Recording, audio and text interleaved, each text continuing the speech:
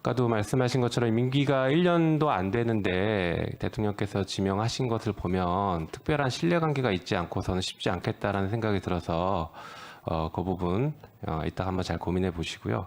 그리고 그 짧은 임기 동안에 무엇을 할 것인가 제도 개선 고민하셨는데 그것과 관련해서 독일처럼 우리도 헌법재판소가 수도인 서울에 있지 않고 다른 지역으로 이전하는 것을 검토해 보시죠. 실제로 광주광역시 헌법재판소로 이전하는 법안도 발의가 되어 있습니다. 5.18의 상징적 의미를 갖는 광주의 헌법재판소 이전 고민해 보시고 이따 오후 질의 시간에 다시 한번 답변 부탁드릴게요. 자, 준비된 거 말씀드릴게요. 재산 신고 문제가 좀 있어요.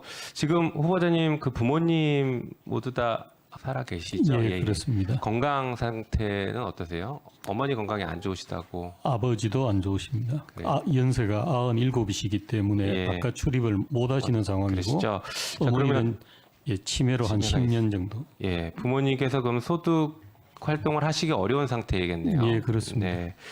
그런데 보니까 후보자께서 재산 신고를 쭉 해오다가 2007년부터 재산이 공개가 됐는데 공교롭게 그때부터 부모님의 재산을 고지 거부를 하기 시작했습니다. 예. 그래서 그 무렵에 그때까지 이제 재산 신고된 부모님의 금융 자산을 보니까 6,300만 원이었는데 2018년에 고지 거부 증빙 제출을 하면서 이때 부모님의 재산을 봤더니 금융 자산이 6억 400만 원. 10배가 증가했어요. 방금 말씀하신 것처럼 부모님께서 건강도 안 좋으시고 특별히 소득 활동을 안 하시는데 어떻게 이렇게 10배나 증가했는지 굉장히 의아합니다. 자, 그리고 지금 모친의 삼성증권 잔액을 보니까 이게 2억 6천만 원이 현재 있는 것 같고요. 네, 고지 거부하시면서 보니까 후보자께서 한 150만 원 정도씩 정기적으로 부모님께 생활비를 일치하셨던 것 같아요. 그러니까 다시 말해서 부양 의무를 이행하셨던 것 같은데 피부양자가 아니다라고 고지 거부한 게 저는 일단 잘못됐다는 얘기를 하는 겁니다. 자, 그러면서 특이한 점이 있어요. 저 보면 이기석이라는 분은 동생이시죠? 예, 그렇습니다. 저분 이제 검사 출신이시고 지금 변호사시죠? 동생이랑 같이 매달 저렇게 생활비를 보내주시는 것 같은데 이 계좌 누가 지금 관리하고 있어요? 이 통장? 아버지가 가지고 계십니다. 아버지가 관리하세요? 예, 그렇습니다. 이상합니다.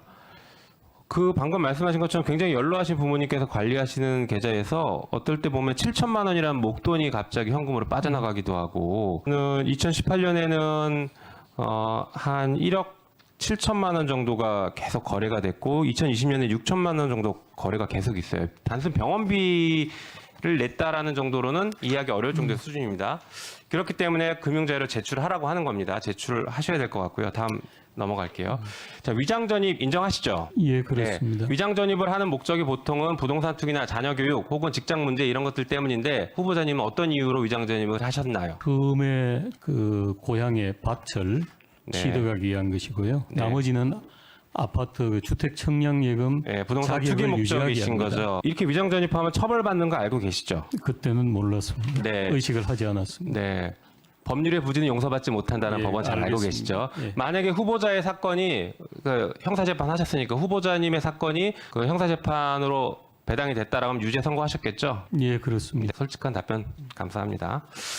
그 후보자는 고위공직자라서 잘 피해간 것 같아요. 이 경찰청 자료 한번 보실까요? 이게 매년 주민등록법 위반으로 1000건 이상씩 이렇게 처벌받고 있어요.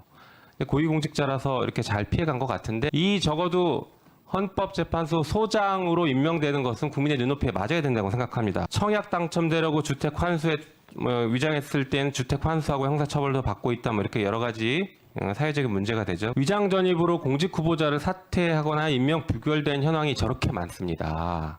고위공직자로 낙마했던 경우가 저렇게 많죠. 후보자님도 지금 위장 전입을 총 6차례 했어요. 맞습니까? 6차례 위장 전입했는데 고위공직자로서의 자격이 부족하다라고 스스로 생각하시고 사퇴하실 의향은 없으십니까? 저번 2018년 청문회 때도 말씀드린 것처럼 이 여하를 막론하고 고위공직자 또 후보로서 과거에 위장 전입이 있었던 것 잘못된 점 인정하고 사과드립니다. 그러니까 사퇴할 의향은 예. 없으신가요? 예, 그 점 때문에는 없습니다. 네. 불법의 평등 없다라는 얘기 알고 계시죠? 예, 예. 알고 있습니다. 예. 다른 사람들은 저렇게 사퇴했는데 동일한 불법을 저질렀지만 나는 예외다 이렇게 생각하시는 겁니까? 다음 보여주시죠. 후보자님께서 이런 답변하셨어요. 좌우명이 남에게는 관대하고 자기 자신을 엄격하게 대한다. 이게 과연 그 자세인지 한번 돌아보셔야 될 것 같습니다. 국민의힘 알겠습니다. 높이에서.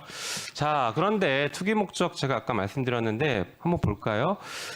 그 후보자께서 위장 전입했던 첫 번째 위장 전입이 화곡동 위장 전입해서 아파트 청약을 받으셨고, 그 다음에 성파구 거여동에 그래서 아파트 분양을 받았죠. 이걸 5개월 만에 1억 2천에 시세 차익 남겼고, 그 다음에 미도 아파트 반포 미도 아파트에도 그 시기 비슷하게 매각해서 5천만 원의 시세 차익을 남긴 다음에 이 시세 차익을 이용해서 지금 반포 한양 아파트를 3억 7천에 매입했는데 이게 재건축돼서 36억에 매도됐습니다. 시세 차익이 32억이에요. 일반 국민이면 상상할 수 없는 그런 막대한 시세 차익을 노렸습니다. 그리고 아까 보셨던 것처럼 일반 국민들 같은 경우에는 부동산 환수 조치까지 했다. 범죄 수익도 환수 조치한다. 이런 여러 가지 얘기들이 나오고 있는데 어떻게 후보자님은 이런 막대한 이익을 얻고도 사퇴하지 않겠다. 라고 하시는 것인지 좀 납득하기 어렵습니다. 답변 한번 해주시죠. 예, 우선 뭐 큰 시세 차익을 얻었다는 점이 국민들께서 생각하시기 부적절하다는 점은 이해할 수 있습니다. 대단히 죄송하게 생각하고요.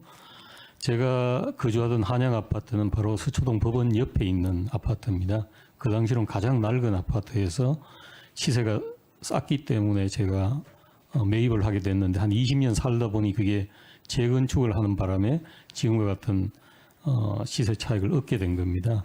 제가 결코 투기 목적으로 구입한 것은 아니고 20년 동안 그 집에 살면서 바로 옆에 있는 직장에 다녔다는 말씀을 드립니다. 네.